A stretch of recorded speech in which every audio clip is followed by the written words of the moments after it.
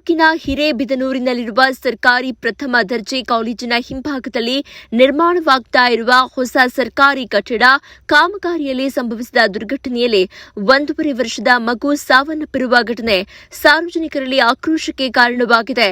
ಕಟ್ಟಡ ನಿರ್ಮಾಣ ಕಾಮಗಾರಿಯಲ್ಲಿ ಕರ್ನಾಟಕ ಸೇರಿದಂತೆ ವಿವಿಧ ರಾಜ್ಯಗಳಿಂದ ಬಂದಿರುವ ಕೂಲಿ ಕಾರ್ಮಿಕರು ಕೆಲಸ ನಿರ್ವಹಿಸಿದ್ದಾರೆ.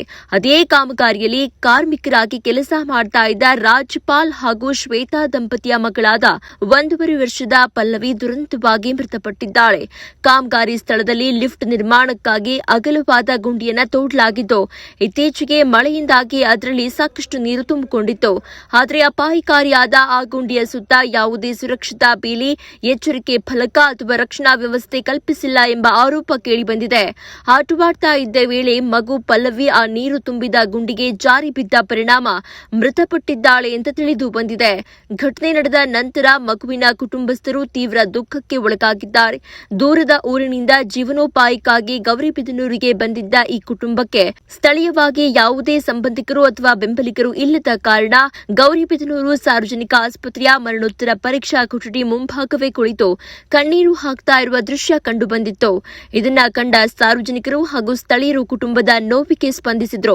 ಘಟನೆಯ ಕುರಿತು ಮಾತನಾಡಿದ ಸಾರ್ವಜನಿಕರು, ಕಾಮಗಾರಿ ಸ್ಥಳದಲ್ಲಿ ಕನಿಷ್ಠ ಸುರಕ್ಷತಾ ಕ್ರಮಗಳನ್ನು ಅನುಸರಿಸಿದ್ರೆ ಅಮಾಯಕ ಮಗುವಿನ ಜೀವ ಉಳಿಬಹುದಾಗಿತ್ತು ಅಂತ ಆಕ್ರೋಶ ವ್ಯಕ್ತಪಡಿಸಿದ್ರು. ನಿರ್ಮಾಣ ಕಾಮಗಾರಿ ನಡೀತಾ ಇರುವ ಗುತ್ತಿಗೆದಾರನ ಬೇಜವಾಬ್ದಾರಿ ಹಾಗೂ ಸಂಬಂಧಪಟ್ಟ ಅಧಿಕಾರಿಗಳ ನಿರ್ಲಕ್ಷ್ಯವೇ ಈ ದುರಂತಕ್ಕೆ ಕಾರಣವಾಗಿದೆ ಅಂತ ಆರೋಪಿಸಿದ್ರು.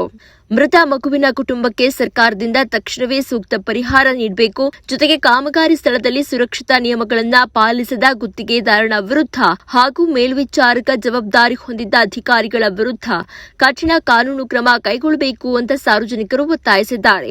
ಈ ದುರ್ಘಟನೆ ನಿರ್ಮಾಣ ಕಾಮಗಾರಿಗಳಲ್ಲಿ ಸುರಕ್ಷತಾ ಕ್ರಮಗಳ ಅಗತ್ಯತೆಯನ್ನ ಮತ್ತೊಮ್ಮೆ ನೆನಪಿಸಿದ್ದು, ಇಂತಹ ಘಟನೆಗಳು ಮರುಕಳಿಸದಂತೆ ಅಧಿಕಾರಿಗಳು ಎಚ್ಚೆತ್ತುಕೊಳ್ಳಬೇಕು ಎಂಬ ಆಗ್ರಹ ಕೇಳಿಬಂದಿದೆ. ವರದಿ ನಿಜಾಂ, ಗೌರಿಬಿದನೂರು.